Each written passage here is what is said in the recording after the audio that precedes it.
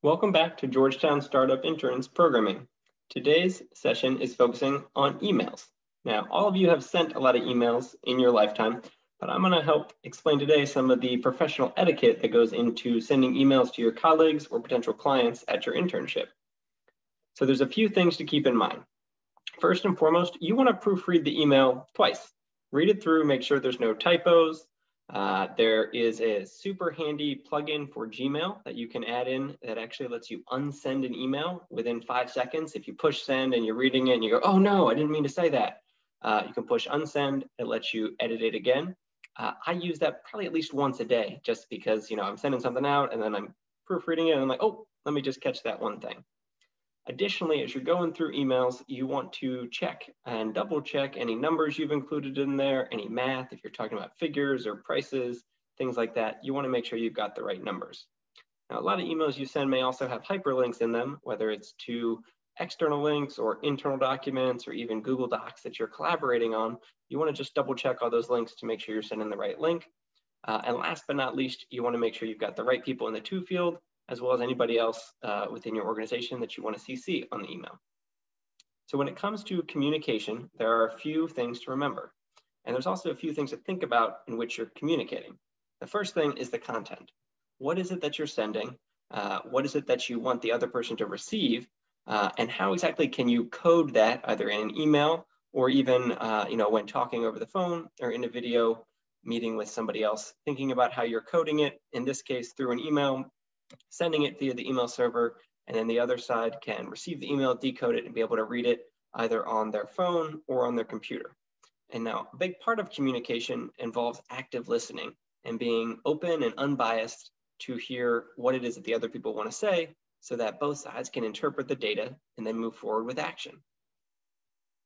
There's also different communication leaps, and this is an acronym I'm going to explain here that stands for listening, empathizing, asking, paraphrasing, and summarizing. So first and foremost, when you're communicating, you need to listen. All right, you want to listen to what the other person has to say. You want to empathize with their position, and then ask some clarifying questions if you need to. And it's really helpful to paraphrase. And you could say something like, I just want to make sure I understand what you're saying, and kind of spell out what it is they've said. When you're sending emails and replying to what somebody else has already said in an email, you can kind of paraphrase, play it back in your own words and their own words to kind of summarize where you're at.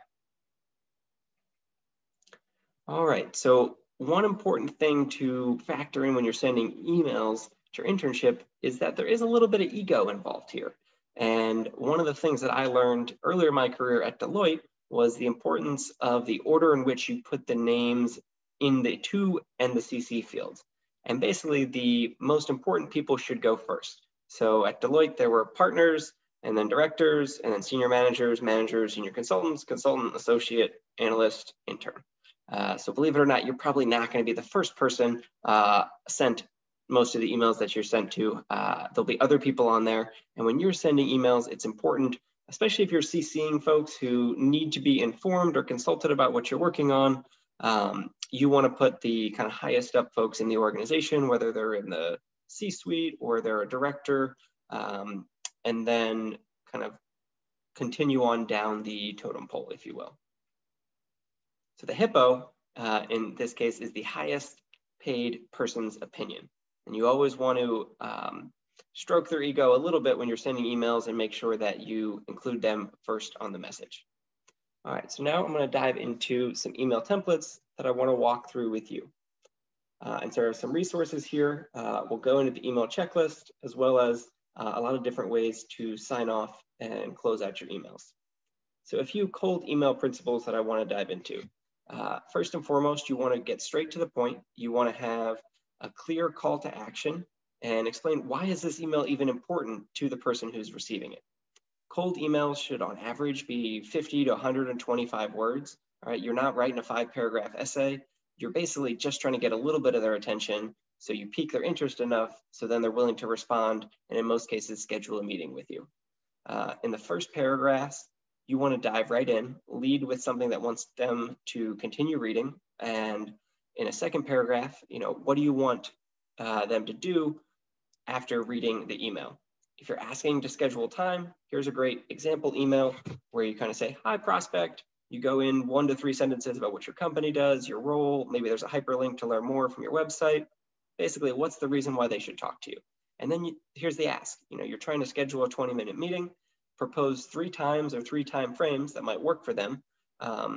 Provide your phone number there if they want to just give you a call. And then you also want to ask for their phone number because you can't call them if you don't know what number to call.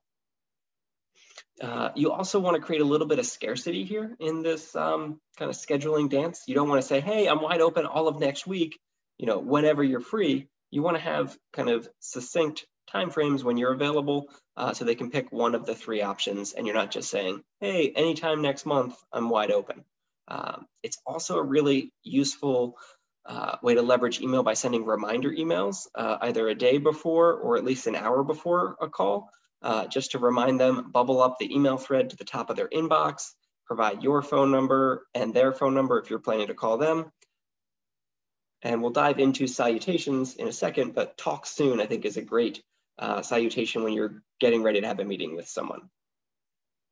You can also, if you know them well enough and if you have their cell phone number, can text them about an hour before a meeting saying, hey, looking forward to chatting with you soon. And it gives them the opportunity to opt out or say, hey, I got to reschedule, something came up, things like that. It's also really important if you do get somebody's phone number to text them right away. And what you're able to do is kind of give them your name, where you met them. And so if in the future you follow up with them, they've already got a history and it's not an unknown number. And they're like, hey, where did this person get my phone number? But you have a history in that text thread. And so when you're sending emails, there are a variety of different salutations you can use. Best, comma, easiest, most straightforward. It will work in basically any setting.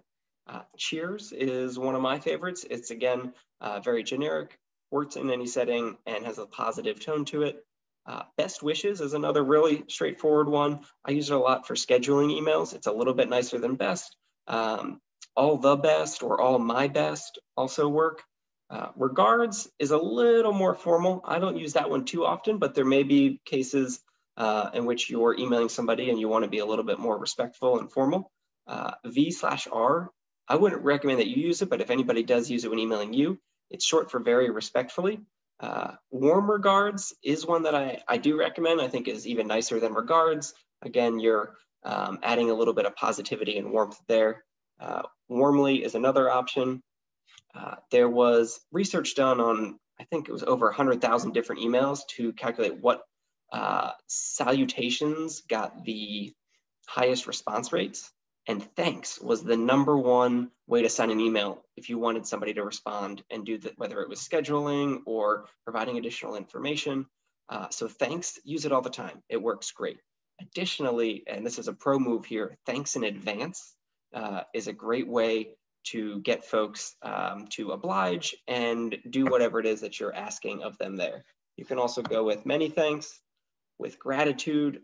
That is a great one. It works whether you're going up, across, down, across town, whoever it is you're emailing. I think everybody appreciates with gratitude. I would avoid THX or thanks. It's kind of communicates to me that you didn't have enough time to write all 6 letters. I love the Peace Love Ultimate as a signature for student group emails. However, you're probably going to leave this one out of your professional emails. Talk soon is another good one that I touched on earlier, especially for upcoming meetings. And I eagerly await your reply. Another one, it's a little bit more forward, but if you are genuinely and eagerly awaiting the reply, I think it's a perfect one to use. Now, in sending emails, you're often going to have to follow up with folks because, believe it or not everybody responds to your email as soon as they receive it in their inbox. And so there's this concept of being politely persistent. And I encourage you every 2 to 5 days, if you haven't heard back from someone, it's totally okay to reply to that email and say something along the lines of, hey, just bubbling this back up to the top of your inbox, following up to get your thoughts on the topic below. Bump is something that I would do, and I'm sure you've done kind of with friends and informally. I would not recommend just sending an email to your boss saying bump. It's a little disrespectful in the professional setting, and it's better to add in a sentence or two. You can even, deferentially say, I'm sure you're super busy and your inbox is exploding. Just wanted to bring this back up to see if you had a few minutes to chat later this week. And as part of being politely persistent, you can continue sending these follow-up emails once a week, maybe once every 2 to 5 days is kind of the range that I would recommend, until someone responds. If they have been radio silent, you haven't heard anything, keep following up. That's part of being politely persistent until someone tells you no. Maybe they read it on their phone and they were scrolling through things, they weren't able to respond, and then it just sunk down in their inbox and they just haven't been able to catch up. So be prepared to be politely persistent as you follow up with folks. Now, the last type of email I want to touch on here is something called the double opt-in email.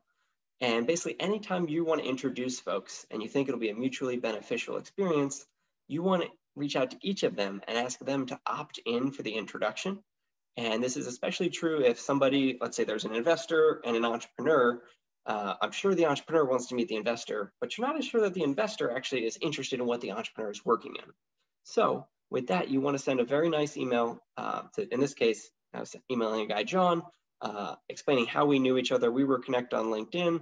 I had a friend who was interested in working at the company that he works at, just graduating with his MBA, wanted to learn more about this job opening at his company. And I very kindly asked, would you mind if I connected you and Thomas together to discuss your experiences at the company? Thanks for your time and consideration. Sincerely, Mike. This is a great way to explain, one, how you know this person, what's the purpose of the email. I'm trying to make an introduction here. Linking to the open job description so they know what exactly the call or introduction would be about. And then there's another pro tip here where if you want someone to help you with something, one of the best ways to ask them to help is to ask, would you mind? And 8 or 9 times out of 10, they don't mind and they're willing to do it. So I recommend you add that into your repertoire of how you ask people for help.